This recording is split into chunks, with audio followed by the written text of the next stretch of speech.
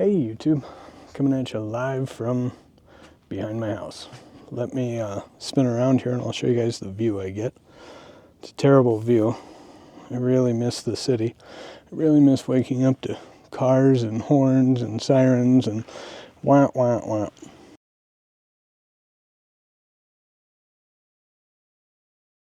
Just kidding. Of what pieces of equipment that I bought, in what order I did it. Did I do it right or did I do it wrong? And what do I think, in my opinion, for where I live, is the most important? How should you spend your money? Do you spend it all on this or all on that or whatever the case may be? I'm also going to reveal a couple of new pieces of equipment that I've added to the homestead up here. We have Lincoln, who's sleeping right here. He is just sacked out. And then come over here. That's Lincoln's bed. And here we have Bogey. Bogey's taking a nap. This is Bogey's bed. Given the location that I'm at. If you live in an area like this where it's steep and there's logs and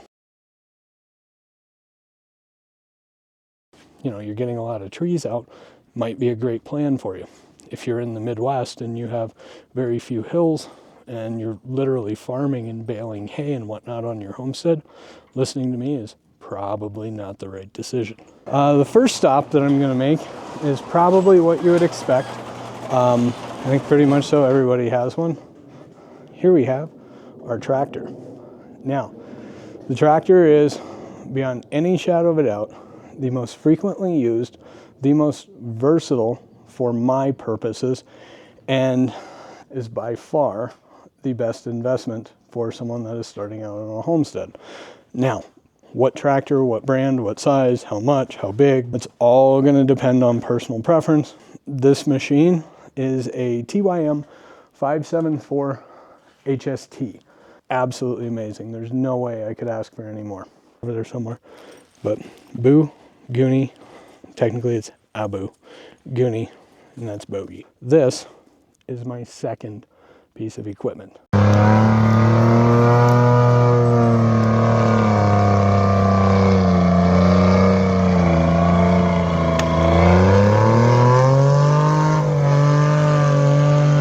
To give you kind of an overview of it, this is a 1966 Tree Farmer C5D.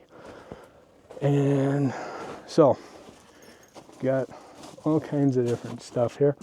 This machine is amazing. What this thing can do would blow your mind. And got my chokers on the back here. I know this isn't exactly a common homesteading machine, but I'm going to kind of explain why it can be and, the advantages of it. This is a log skidder. So I've got a cable winch here. I've got 5 chokers on this. So that's a 20-foot choker in case I get a bigger tree.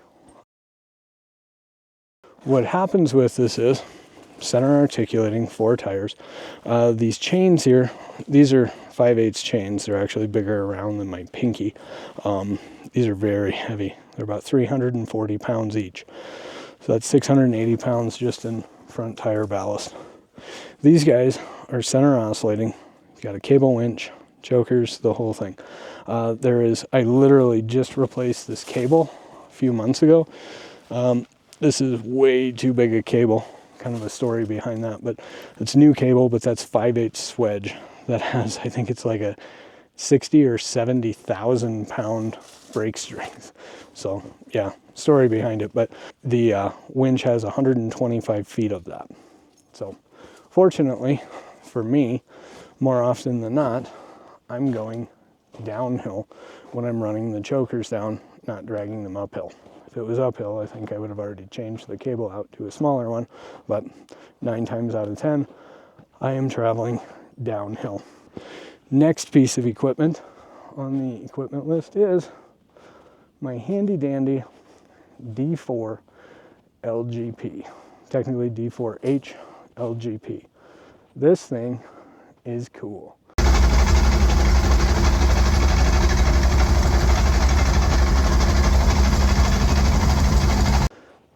The machine is awesome.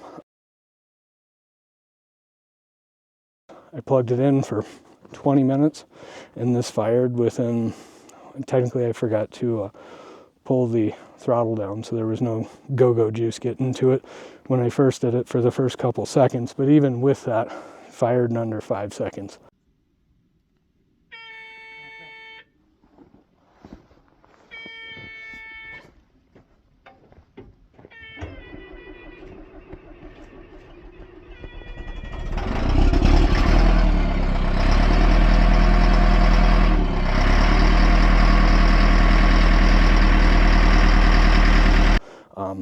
No anything, just started.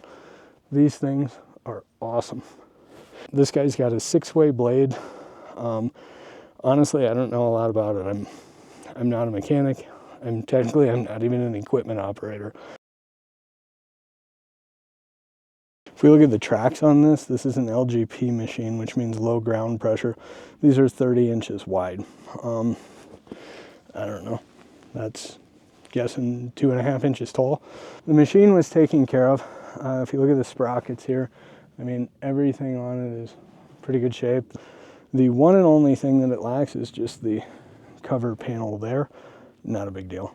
And this is the first machine that I have ever owned that has a cab, which means it has a heater, which is a totally different experience. And no air conditioning, but I can put 12-volt fans in there and just stick them up because everything's metal. The trail system that I built is about to get roughly 3 times the size of what it is now. Let's move on to piece of equipment number 4. And for the final piece of equipment, we have this guy. This is a John Deere 333G. Fits perfectly in here. Bucket's poking out just a little bit. I could back up another foot, but it's cool how it fits in there. This guy is, I don't know the specs on it. I'm sure you guys can tell me. It's roughly a 100-horse machine. Here is, I guess we'll call it the big surprise. You see these things everywhere. You see everybody working with them. You see them doing stuff. The biggest surprise to me about this machine, super, super, super nice. Has every option you can imagine. Really nice, runs perfect, yada, yada, yada. I mean, it's a great machine, okay? This was also by far the most expensive machine that I own. What happens with this is I bought it with 839 hours, 840 hours, somewhere right in there. Has every option. Super, super nice machine. Has a demo door on it, so I can do some mastication, throw a masticator on here if I want. The single biggest thing that people don't consider when buying these is the tracks themselves. What I mean by that is, and I don't know why this never dawned on me, I guess call me an idiot, but I don't know why this never dawned on me. If I walk you guys over here, you guys have watched me plow this driveway in videos for years with the tractor with chains on the rears. Flies through here, absolutely no problem. Pushes literally feet of snow. If I drove that skid steer to right there, it wouldn't come up this hill with this much hard pack, slick snow on it. Again, I've never owned one before. Everybody else has them. Why not? It's really cool. You know, does all this stuff. I know that they obviously will work far, far, far better in dirt than what they will up here in snow. But my tractor would climb up this no problem with or without chains on it. So the fact that that struggles on this, I put the snow pusher on it, it's a disaster.